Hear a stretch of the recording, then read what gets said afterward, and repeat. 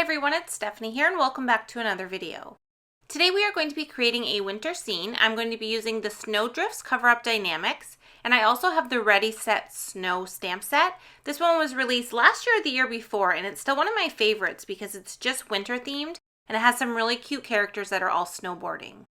So I already went ahead and stamped out my characters. I colored them in with Copic markers and I've die cut them all with the coordinating dies. So I have a little penguin, a little bunny rabbit, I have two of the pine trees there, and I also have a little house that we're going to add into the distance.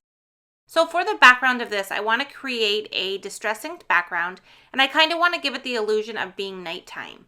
So what I'm doing is I'm starting first with my Peacock Feathers Distress Ink. I have an ink blending tool, and I'm adding this ink to my cardstock panel. Now I'm just going to start off here with the peacock feathers and kind of go towards the top and work my way towards the bottom, but I do want it to fade off towards the bottom. Now, as I was adding the ink here, the blending tools I was using wasn't getting the ink dark enough on the panel. Usually when I do ink blending and want to have a really dark saturated look, I prefer the original ink blenders. So I switched over to those and I continued to add the ink. And then I also used the die cut piece from the Snow Drifts Cover-Up and I just laid it on top to kind of see where the inking was to figure out where I needed to add more color. Once I was happy with it, I took a water spritzer and I added some water to the background. I didn't do a lot of it, I just wanted a tiny bit to give the illusion of snow or stars in the night sky. Once I had the ink blending done, I'm going to go ahead now and take my frame piece here and I'm going to add glue all over the back of it so that I can glue it directly on top of that ink blended panel. When the Snow Drifts Cover-Up is die cut, it ends up being a little bit smaller than an A2 size card. So you'll see when I add it to our panel here, we have a little bit of a frame around the outside edge. I wasn't sure if I wanted to keep that or not, so I decided just to leave it for right now, but you will see a little bit later I am going to trim that off. I decided I just wanted the white of the frame to be the outside edge of this piece we're creating. Okay, so once I have the frame on there, I'm going to go ahead now and take all of our little pieces, and I'm using liquid glue and I'm going to adhere them onto the scene. I already kind of laid everything out before I started to get an idea of where everything would fit. And then I'm just going to go ahead now and add the glue to the back of each of these and tuck them underneath of those little snow pieces. I made sure when I added this on here I didn't put a lot of glue under the center pieces just so I could easily tuck all of the other pieces underneath and they wouldn't get stuck on that adhesive. For the sentiment on the card, I decided to use the Snow Globe Sentiment stamp set. I didn't want to use any of the sentiments from the actual Ready Set Snow stamp set because they were a little bit too large for the open areas I had left once I created the scene.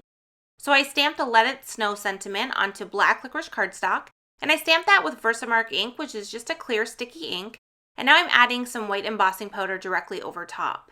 I'm going to go ahead and heat set that with my heat tool, and I'm also going to die cut it with the smallest of the Skinny Strips Die-namics.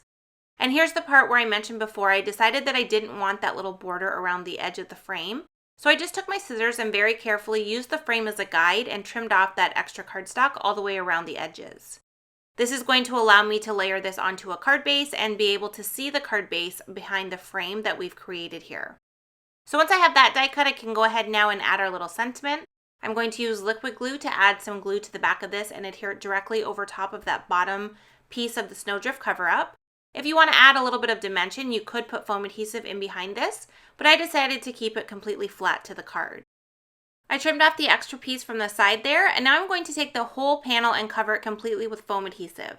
This is going to allow me to add a little bit of dimension to the card, and I'm adhering it to an A2 size white card base. I love the look of the white frame layered on top of that white card base with that little bit of dimension with the foam adhesive. And then the last thing I'm going to do now is I added some clear sequins to the sky. I added quite a bit, more than I usually do, but I kind of wanted them to look like falling snow in the sky. And then I used Stardust stickles to fill the centers of the sequins. And I also added some glitter detail to the treetops as well as the top of the little house there. Once I had everything glittered up, I decided I also needed a little bit of white accents with my white gel pen. So I took that and added some highlights to the trees, to the bunny scarf, to the snowboards, and to the penguin.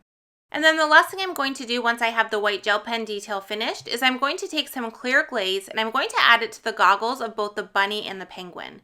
This is just a cool way to kind of make them look a little bit more realistic since it leaves that finished clear glaze over top that has a little bit of dimension. So it kind of makes them look like they're actual goggles. And then once I have that done, our card is complete and we've created a really cute winter scene where we have that movement with the Snow Drifts Cover-Up in the background and the cute characters kind of nestled in behind there.